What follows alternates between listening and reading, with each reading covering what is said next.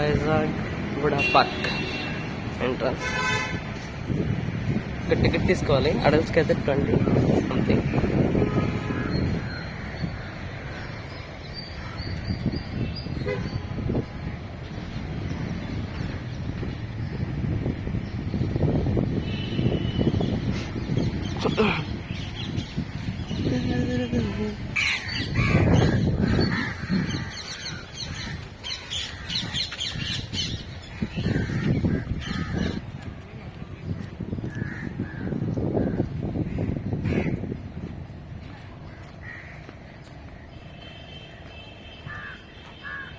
యాక్చువల్గా ఇది ఎప్పుడు ఇంత ఖాళీగా ఉండదు. చాలామంది జనాలు ఉంటారు ఎప్పుడు లోపల.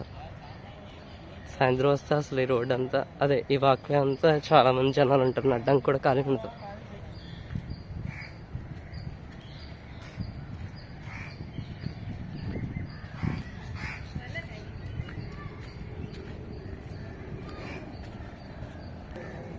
ఫ్లైట్ వెళ్తుంది. లాస్ట్ టైం ఫ్లైట్ జర్నీ కూడా చేశా. మనం బీచ్కి వెళ్తున్నాం. ఉడా పార్క్ లోపల నుంచి. ఉడా క్యాంటీన్ కూడా ఉంది లోపల. క్యాంటీన్ అంటే చిన్న పాన్ షాప్.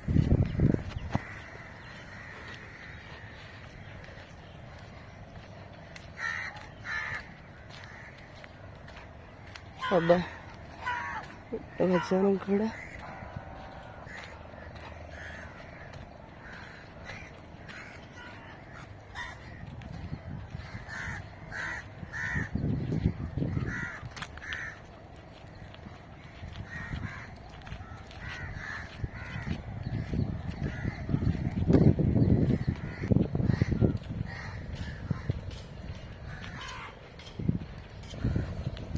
బీచ్కి వెళ్ళాలి అంటే ఇలా స్ట్రైట్గా వెళ్ళిపోవడం లోపల నుంచి. లేదు బీచ్ రోడ్కి వెళ్ళి బీచ్కి వెళ్దాం అనుకుంటే బోల్డ్ అంత దూరం. అదే ఇలా అయితే చాలా దగ్గర. నేను ఇదంతా పార్క్లోనే నడుస్తున్నా. అంత పెద్ద పార్క్ ఇది. బా ఎంత బాగుందో గ్రీన్.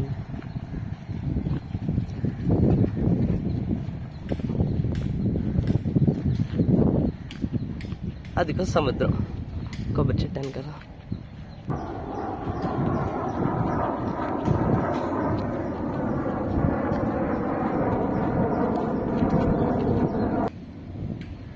బీచ్ ఇక్కడ అన్నీ రాజకీయాలు అవుతున్నాయి. సో నా లెఫ్ట్ సైడ్కి ఫోన్ తిప్పలేను అనమాట. దాని తర్వాత చెప్పాను కదా ఇదే రాజకీయాలు. ఇప్పుడు ఇంకా క్లోజ్ చేశారు. ఇందాకైతే చాలా ఎక్కువ అనమాట. బయటికి వెళ్ళడానికి దారి ఎక్కడుందో చూస్తున్నాను నేను. నాకు తెలియదు కదా, నేను ఇదే ఫస్ట్ టైం రావడం.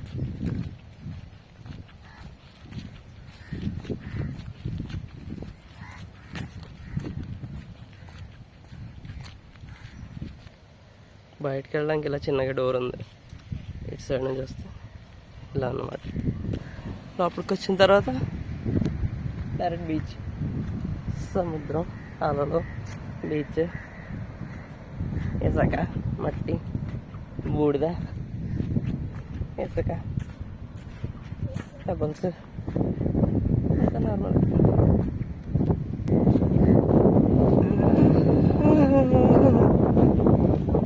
రాజు కదా ఎక్కడ చూసినా ఇలాగే అన్నాడు.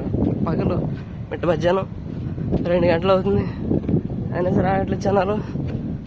సరే గుడ్.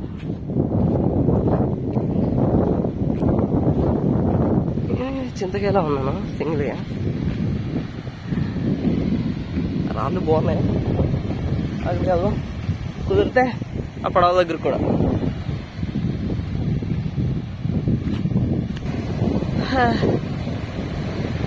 అందంగా ఉంది.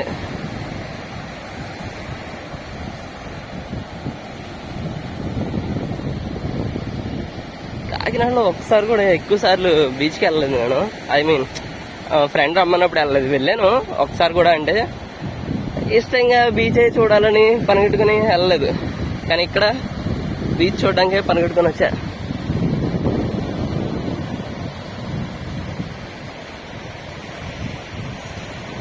అదేదో సినిమాలో అంటాడు, సముద్రాన్ని సెట్ చేయడం ఏంట్రా అని చెప్పి. నిజమే, ఇంత పెద్ద సముద్రం సెట్ చేస్తే చండాలంగా అది ఐ మీన్ అంత టెక్నికల్ గా ఏమో పెద్ద టాలెంట్ లేకుండా సముద్రం సెట్ చేసి ఐ మీన్ సముద్రం బ్యాక్డ్రాప్ గా సినిమాలు తీయడం చాలా కష్టం. ఐ థింక్ చాలా పెద్దది కదా.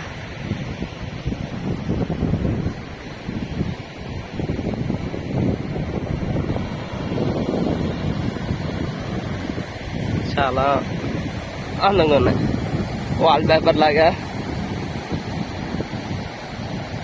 Wait wait wait